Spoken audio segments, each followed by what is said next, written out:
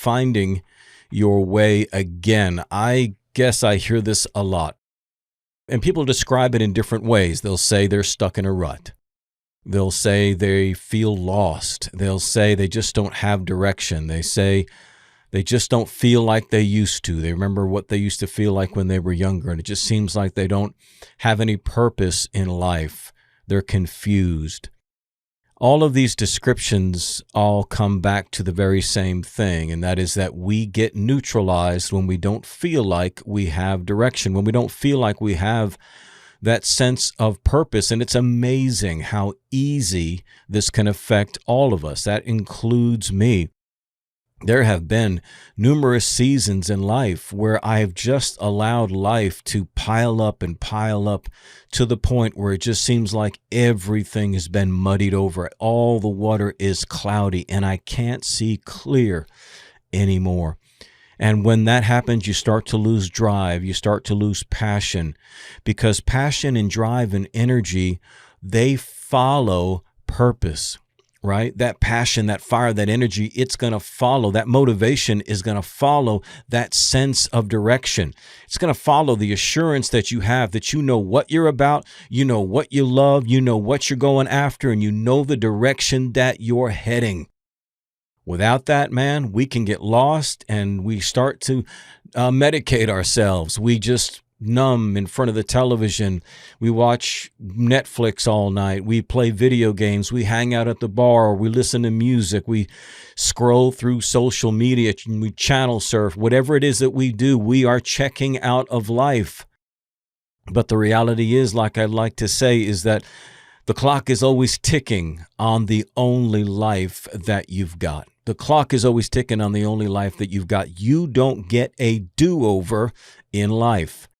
And it's important, I think, that we get that sense of time. It's important that we understand that every minute we have, every second we have in life is precious.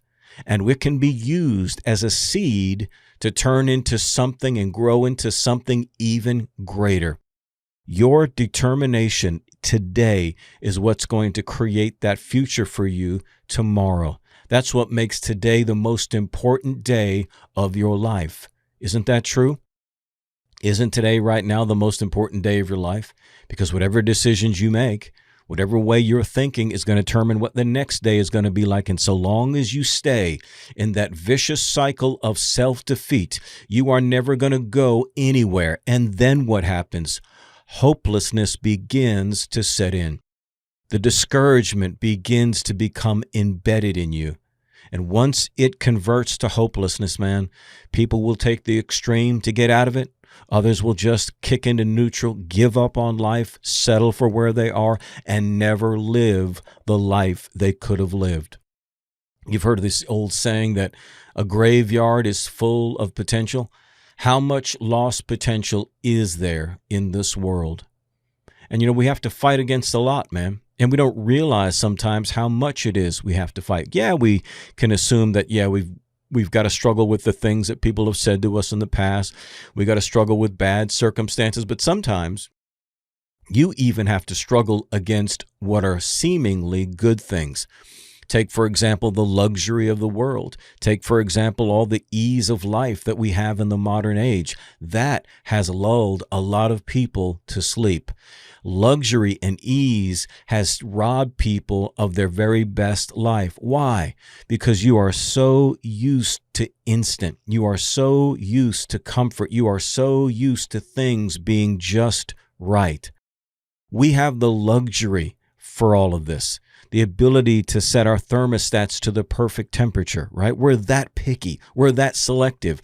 And that's okay. Okay, I'm not saying it's a bad thing. It only becomes problematic when it neutralizes you from being hungry, when it neutralizes you from striving to live your best life. And so that's why you'll find oftentimes a lot of champions who have lost their place in their industry start to make themselves uncomfortable again in order to get back to where they are. If you are a fan of the Rocky film series, you'll remember how when, I think it was Rocky III, when he was fighting Clubber Lang, played by Mr. T, he'd gotten too comfortable. And when they were training for that fight, he had parties and he had people. He was signing autographs, taking pictures while he was supposed to be training. What happened? He got beat, right? Because Clubber Lang was hungry. He was sweating it out in underground gyms. He was Spartan. He was desirous. He was absolutely ravenous for that championship belt. You sometimes have to make yourself uncomfortable in order to get yourself to spurn forward again. Can you dig that? Man, I hope you can. This is CJ the Metal Motivator. And remember, in whatever you do, don't suck. Metal up.